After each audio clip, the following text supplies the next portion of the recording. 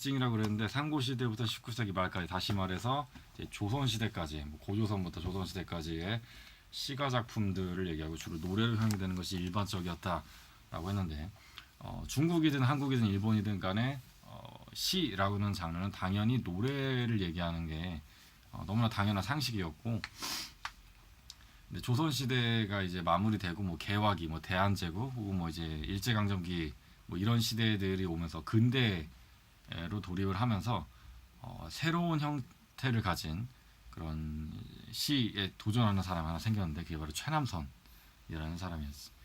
최남선이 이제 신체시라는 장르를 나름대로 이제 큰 포부를 가지고 개척을 하는데, 새로운 몸을 가진 시다. 그래서 신체시.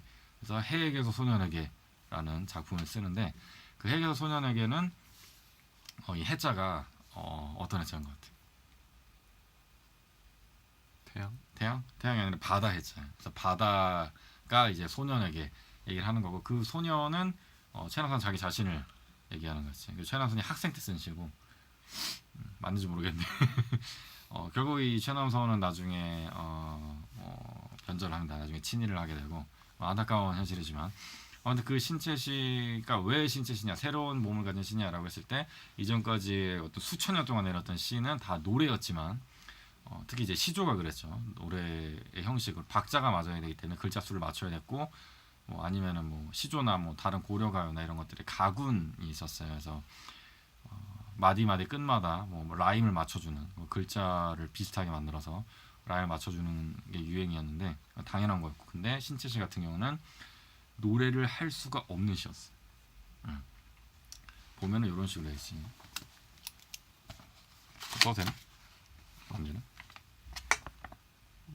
잠시만요. 수학이라서 막 써버리고 싶은데. 나의 원수 수학.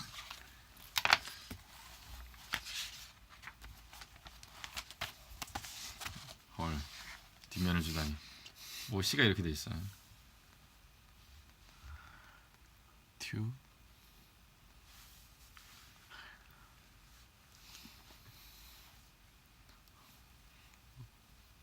아, 이게 아니구나.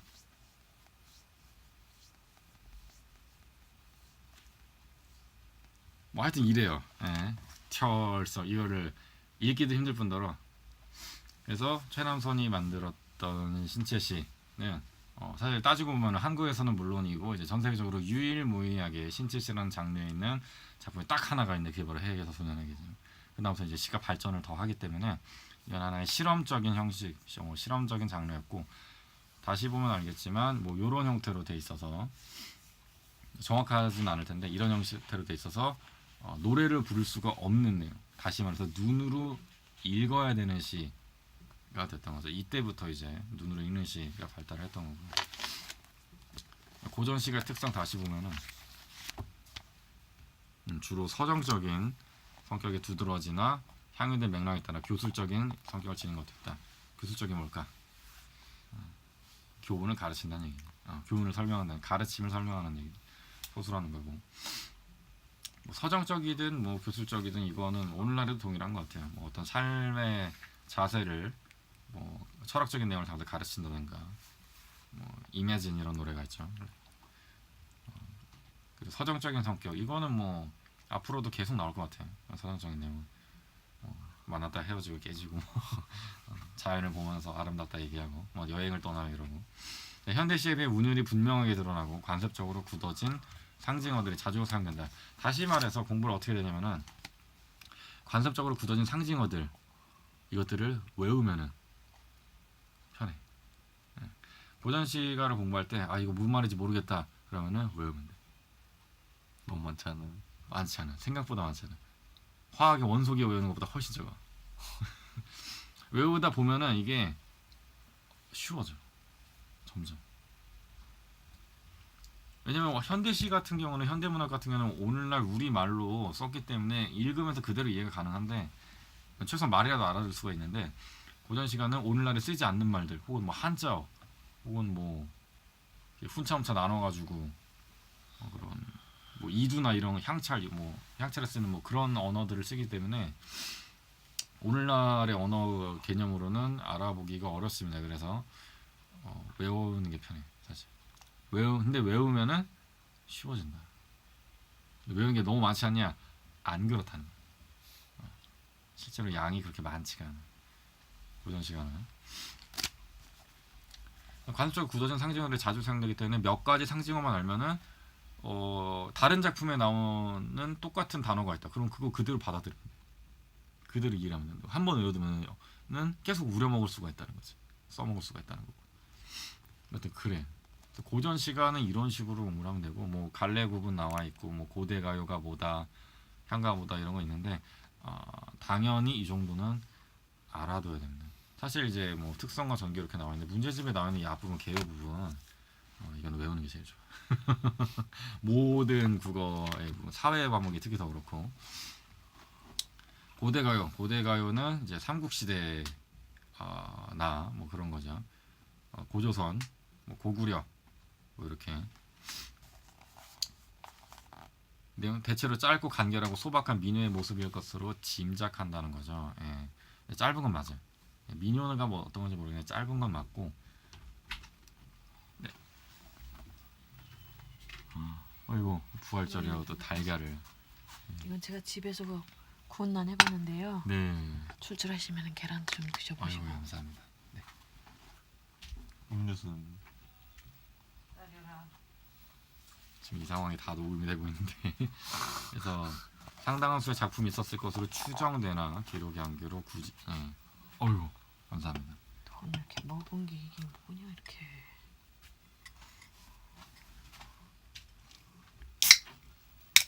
스파클링이 바뀌었네. 스파클링. 간접 광고하면 안 돼요.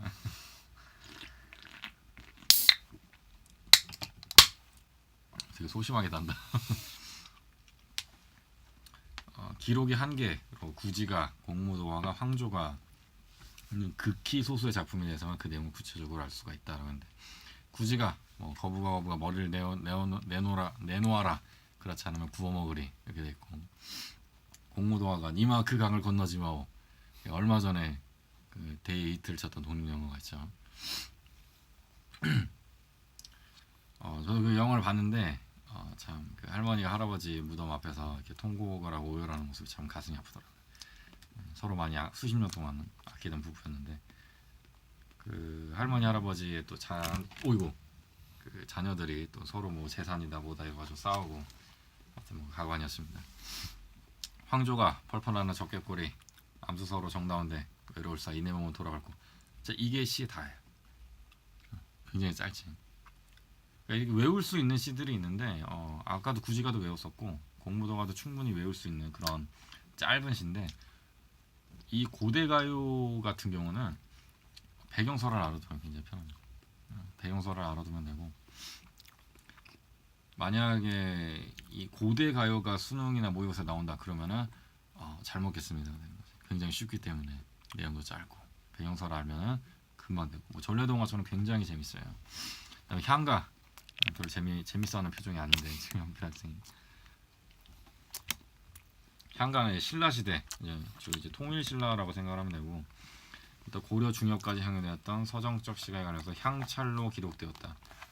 향찰은 뭐 이두같이 이렇게 글씨 쓰는 방법인데, 한자를 뜻으로 읽냐 음으로 읽냐 뭐 그런 게 되겠죠. 여러 가지가 있고, 내용 중에 승려, 화랑을 포함한 다양한 작자층이 있네. 불교, 정치, 민요, 주술 뭐 이런 것들. 신라 시대가 불교 국가였고 화랑도를 기반으로 나라가 이렇게 융성했기 때문에 이렇게 있고, 삼국유사에도 실려 있고 뭐 배경설와 함께 기록이 돼 있죠. 이런 것도 다 마찬가지로 상당한 수의 작품이 존재를 했는데 고대 가요보단 많지만 역시 양이 부족합니다. 양이 부족하다는 것은 여러분들이 외울 게 적어진다는 공부할 내용이. 자, 4, 8, 9채, 10, 4, 4구채, 8구채, 10구채. 이거 당구 아니고 나 당구는 해본 적이 없는데, 아무튼 이런 형식으로 나눠볼 수가 있고, 9가 4개냐 8개냐 10개냐 이런 건데 나름 율격을 가지고 있습니다. 향가는 고려 소교, 고려 가요라고도 하는데 왜 소교냐? 내용이 속해서 내용이 약간 속해서 그래요. 무슨 얘기인지 대충 알겠죠. 고려시대 궁중에서 근데 궁중에서 했대. 우리말 시가를 읽어내면 지금 사실 고려 속의 고려가요 같은 경우는 고려시대 불리고 기록은 주로 조선시대 때만 했어요.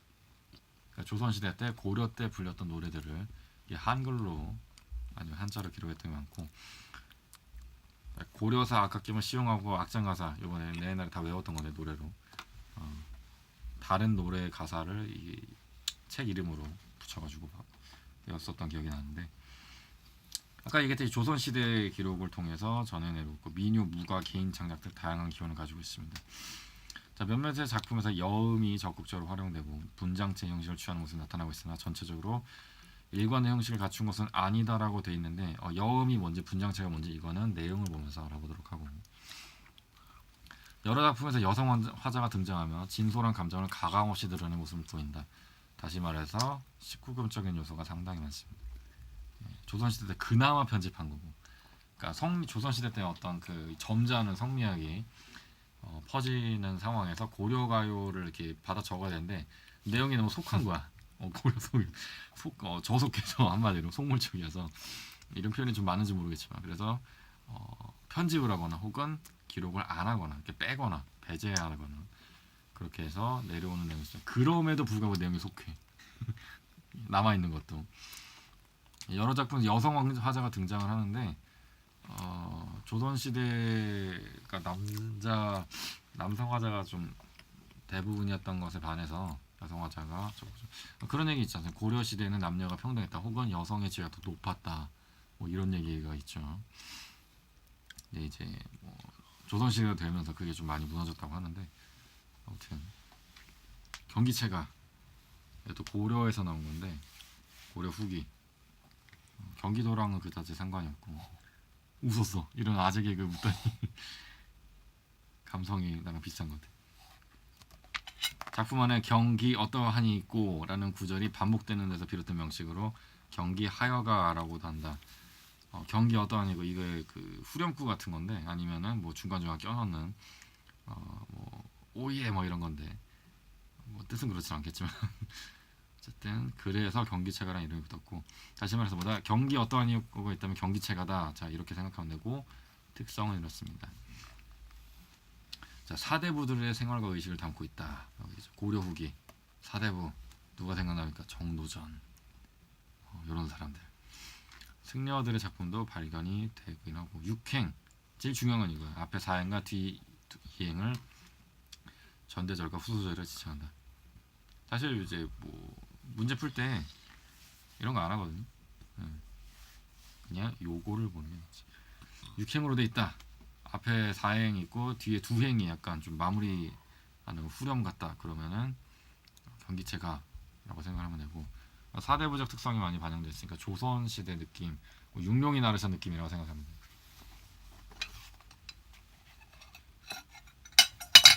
브라운 아이드 걸스의 나르샤는 뭐하는지 모르겠네. 이건 안 웃었어. 자 악장 이제 방금 했던 막장 개그가 아니라 악장. 자, 궁중에서 사용된 음악 전체를 뜻하는 용어나 좁은 의미에서 조선전기 궁중의 음악으로 사용하기에 집중적으로 창작된 노래 가사를 지칭한다 라고 했는데 서민 가요가 아니라는 거죠. 대중가요가 아니라 이제 궁중에서 지금에서 하는 거.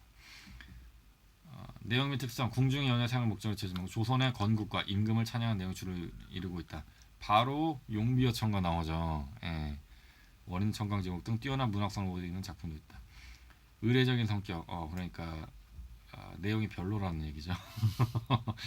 별로고 막 당신은 위대하고 뭐 이성계가 뭐 나라를 펼치시니 뭐 이런 내용인데 용비어천가는 그래도 이거는 작품성이 있구나, 내적 완결성이 있구나. 월인청강제목도 마찬가지고 여기에 이런 게 나오는 거예요. 육룡이 나르샤. 예, 용 6마리가 날아오르는데 그중에 이성계도 있고 뭐 이한사 이런 이제 이성계의 그 조상들이 몇 명이 나옵니다. 여기 얽힌 뭐 설화나 뭐 전설들도 많이 나와. 이한사가 어렸을 때 친구들이랑 놀다가 뭐 호랑이를 피해서 굴로 숨었는데 어쩌고저쩌고 막 이런 얘기들이 있어요. 사실 확인된 건 아무것도 없고. 사실 뭐 건국 신화나 설화 중 이런 게 되게 많죠. 박혁거세가 알에서 태어나고 김수로가 알에서 나오고 김수로는 지금 뭐 진짜 사나이에서 뭐 전역을 했는데 웃었어 이런 개그. 요즘 뭐 하나 모르겠네. 방송 자주 나오는 것 같아요. 하여튼 또 뭐냐 계백이 뭐 지렁이의 아들이다 뭐 이런 얘기 듣고 궁예가 원래는 신라 왕실의 사람이다 뭐 이런 얘기. 뭐 심지어 고려의 태조 왕건도 뭐 중국 사신의 아들이다 이런 얘기가 뭐 기록돼 있어요. 뭐 어떤 그 왕의 어떤 정당성, 정통성을 부각시키고 그런 전설을 많이 넣었죠. 요즘에는 뭐 21세기에서 이런 뭐 국가 지도자에 대한 이런 내용들을 만들어내면 다 비웃을 텐데 그런 나라 그게 먹히는 나라가 몇 군데가 있거든요. 그 중에 대표적인 나라가 이제 저 노스 코리아 그런 나라인데 뭐 김정일이 태어날 때 뭐 무지개가 나고 뭐 그랬다 그래요. 뭐 새들이 노래하고 뭐 김일성 죽을 때도 뭐 강물이 통곡하고 뭐 이런 내용들이 있어요. 예. 솔방울로 수류탄을 만들어서 뭐 던졌더니 김일성이 독립운동할 때 빵 터지고 뭐 그런 내용이 있죠. 뭐 김일성 뭐 독립운동한 걸 부각시키려고 보천보 전투 이런 거 넣었는데 뭐 파출소 습격 사건이에요 사실은. 예. 그것도 뭐 대단하긴 한데 다른 독립운동가들에 비해서 그렇게 막 뛰어난 실정은 아니었거든요. 근데 그거를 엄청나게 뻥튀기해서 뭐 가르치고 있죠. 독립운동 안 했다는 건 아닙니다. 뭐 하긴 했는데 뭐 너무 그렇게 크게 볼 건 아니고 뭐 김정일이 뭐 백두산에서 탄생했다 뭐 이러거든요. 안 그래요. 예. 뭐 소련인가 어디서 태어났는데 아무튼 그렇고 육룡이 나르샤 나르샤가 날다 뭐 나라사 뭐 이런 얘기고 시조 드디어 시조가 나옵니다. 가장 많은 작품이 나옵니다. 가사도 마찬가지입니다. 고려 말부터 3장 6구 45절 이렇게 돼 있죠. 사음보로 돼 있고 그러니까 네 마디로 한 장당 단가 시어 시절가 등으로 불린다고 하는데 이거 아무 뭐 몰라도 돼요. 내용 및 특성, 시조창과 가곡창, 곡조의 연주, 노래 연주, 즉흥적인 창작이 이루어지게 됐습니다. 주로 술자리에서 주로 어쨌든 파티장에서 연회장에서 있었어요. 이렇게 사대부들이 양반들이 이제 모여가지고 이제 식사를 막 이렇게 하다가 몇 잔을 들이켜고 이제 흥이 올라가지고 어차피 이제 뭐 박자가 정해져 있으니까 가사만 붙이면 되거든요. 가사를 이제 하면서 이제 노래를 이렇게 부르는 거예요. 그럼 하나가 완성이 된 거예요. 그럼 이제 기억해뒀다가 혹은 옆에 사람한테 이제 받아 적으라 그래가지고 만드는 거죠. 보통 적지도 않았어 사실. 초기에는 사대부들의 생활과 성리학적 이념을 반영한 작품들이 많이 창작돼 점차 후기로 접어들을수록 남녀간의 애정이나 이상의 감정들을 담은 작품들도 창작되었다. 양반들이 창작을 안 해서 그런 경우도 있어요. 후기로 갈수록 이게 작품 양식이 퍼지면서 양반들이 놀 때 누구랑 같이 놀죠? 뭐 무슨 누구가 그치 기생들의 창작도 나타나고 서민들의 창작도 나타나는데 대신에 가면서 형식들이 점점 파괴가 됩니다. 시조의 그 이제 평시조 3장 6구 45자를 형태를 지키는 평시조 그리고 종장은 특히 세 글자를 지켜줘야 되는데 그거는 변하지 않아요. 종장 세 글자를 지키는 건 변하지 않지만 뭐 중장이 엄청나게 길어진다든지 아니면 사설시조가 된다든지 아니면은 그 평시조를 연달아서 쓴다 연시조 이런 형식으로 많이 시조의 형식들이 변하게 되죠. 나왔네 여기. 평시조 가장 많은 수를 이루고 있으나 왜? 짧으니까 찍기 편해서. 사설시조 그리고 현대시조로 보통 현재까지 창작이 이루어지고 있다. 시조는 요즘에도 시조 100일장이 있어요. 시조 100일장이 있고 심지어 이제 한자로 쓰는 시조 100일장도 있고 그렇습니다. 자, 가사 상당한 장형의 시가 문화 길다는 얘기고 시조의 길이의 제한이 없으면 사음보 연속체로 이루어진 율무님 이것도 랩을 해도 되고 마찬가지로 이제 조선 전기에는 양반들이 했다가 하는데 강호에서의 생활, 유배의 고통, 여행의 경험담 저번에 말했던 정철 같은 사람 삼위인곡, 송미인곡, 뭐 성삼별곡 별곡 시리즈 강호에서 생활, 유배의 고통, 여행의 경험 사실은 이게 다 하나로 이어진 거라고 했죠 저번에요. 나는 이곳에 있지만 나는 여전히 왕을 그리워하고 있습니다. 나는 이곳에 있어서 나는 정치에 아무런 관심이 없습니다. 그러니까 나를 제발 건들지 마라. 뭐 이런 내용들이 있는 거죠. 실제로 뭐 강호를 즐겼겠습니까? 즐기기도 했지만 속마음은 그게 아니라는 거. 나는 언젠가 다시 저 청와대가 아니라 국회에서 난 다시 저 경위궁으로 다시 복귀를 할 거다 이런 잡가. 사실은 이제 가장 서민적인 가장 와닿는 내용들이 이게 많아요. 가장 교훈적이기도 하고 어떻게 보면은 가사나 시조 같은 경우는 특히 조선 전기 때 작품들은 좀 양반들이 자기 흥에 취해서 뭐 어려운 말들을 괜히 현학적으로 쓴다거나 아니면은 뭐 교술적인 내용, 교훈적인 내용들이 주를 이루는데 잡가 같은 경우는 오히려 그런 것들을 비판한다거나 놀려 먹는다거나 그런 내용들이 많습니다. 조선 후기 발생해서 뭐 이렇게 됐고 내용 특성 전문적인 창작에 상업적인 목적으로 대중의 취향을 반영해 형성된 다시 말해서 오늘날의 이수만, 양현석, 또 누구 박진영 이런 사람들 또는 뭐 신사동 호랑이 JYP 아까 있구나 뭐 이런 사람들 전문적인 창작에서 상업적인 목적으로 대중의 취향을 반영하여 형성이 되었다. 당연히 어떤 내용이 많겠어? 레오는 통속적인 내용이 많겠지. 만났다 헤어지고 깨지고 뭐 이런 거. 아니면은 뭐 효도를 어떻게 했더니 뭐 복을 받아 흥부한을 뭐 이런 것들을 판소리를 만들다든가 뭐 이런 거 잡가. 아니면 동란지 사오 동란지가 뭐냐 그냥 개라고 해라 니들이 개 맛을 알아 뭐 이런 것이 말도 안 되는 거 얘기를 했는데 어쨌든 민요 시조 가사 판소리 등 다양한 가래들과 긴밀한 관련을 맺고 있다 이런 내용이 있습니다. 고전 시가는 대충 이런 식으로 계열을 해볼 수가 있겠네.